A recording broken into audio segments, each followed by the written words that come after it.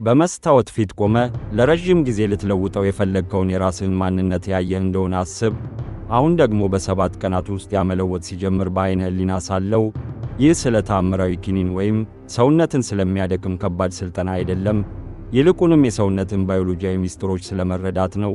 ዶክተር ማይክ ዳይመንድስ ለራሱም ሆነ ለብዙ ሺህ ደንበኞቹ የሰውነት ለውጥ ጥበብን የተካነ ሳይንቲስትና የሕክምና ዶክተር፣ የሆድ ስብን የማጥፋት ጉዞ በብልሃት የተሞላ እንደሆነ ይነግረናል። የመጀመሪያው እርምጃ ጉዞ የሚጀምረው አንድን ትልቅ የተሳሳተ ግንዛቤ በማረም ነው። በሚሊዮኖች የሚቆጠሩ ሰዎች ክብደት ለመቀነስ ብቸኛው መንገድ ራስን በማድከምና ካሎሪን በከፍተኛ ሁኔታ መቀነስ እንደሆነ ያምናሉ። ነገር ግን የሰውነታችን የካሎሪ አጠቃቀም ከዚህ የተለየ ነው።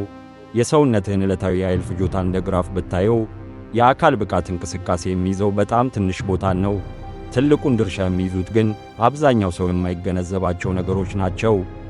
የሰውነትህ የእረፍት ጊዜ ሜታቦሊዝም፣ ምግብን ለማዋሃድ የሚወጣው ኃይል፣ ያለ ስፖርት የምታደርጋቸው እንቅስቃሴዎች፣ መራመድ፣ መቆም። ቀመሩ ቀላል ነው። በየምግቡ 50 ግራም ፕሮቲን መውሰድ።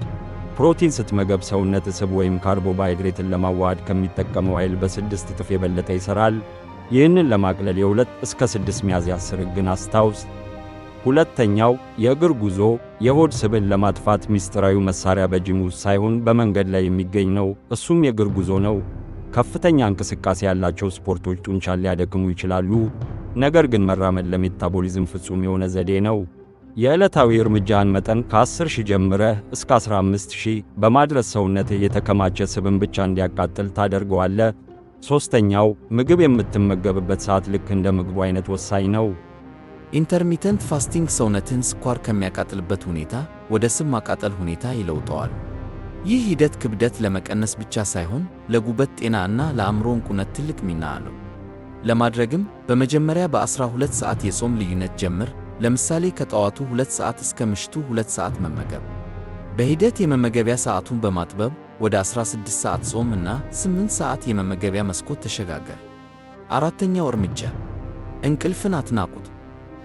እንቅልፍ ሲያንስህ ሰውነትህ ኮርቲሶል የተባለ ሆርሞን ያመነጫል። ይህ ሆርሞን ጡንቻን የሚሰብርና በሆድ አካባቢ ስብ እንዲከማች የሚያዝ ጸረ ጡንቻ ሆርሞን ነው። በተጨማሪም የረሃብ ሆርሞኖችን በማዛባት ጤናማ ያልሆኑ ምግቦችን እንድትመኝ ያደርግሃል። ጥሩ እንቅልፍ ለማግኘት ከቀኑ 6 ሰዓት በኋላ ካፌን አታብዛ። ከመተኛትህ 1 ሰዓት በፊት ስልክህን በማስቀመጥ ከሰማያዊ ብርሃን ብሉ ላይት ራቅ። የመነሻ ሰዓት ብቻ ሳይሆን የመኝታ ሰዓት መላርም ይኑር። አምስተኛው እርምጃ የመጀመሪያዎቹ 4 እርምጃዎች ስቡን ያቀልጡታል። አምስተኛው እርምጃ ግን ሰውነትህ ቅርጽ እንዲይዝ ያደርጋል። በሳምንት ከ3 እስከ 5 ቀናት የጥንካሬ ሥልጠና፣ ክብደት ማንሳት ወይም የሰውነት ክብደትን በመጠቀም መሥራት ጡንቻን ለመገንባትና ዕድሜን ለማራዘም ይረዳል። ይህ የ7 ቀን መመሪያ መረጃ በሳይንስ ላይ የተመሠረተ ነው። የሆድ ስብን ለማጥፋት ራስህን መራብ የለብህም። ይልቁንም በየቀኑ የምትወስዳቸውን ትናንሽ እርምጃዎች ማስተካከል ነው የሚጠበቅብህ። ጤናህን የምታስመልስበት ጊዜ አሁን ነው።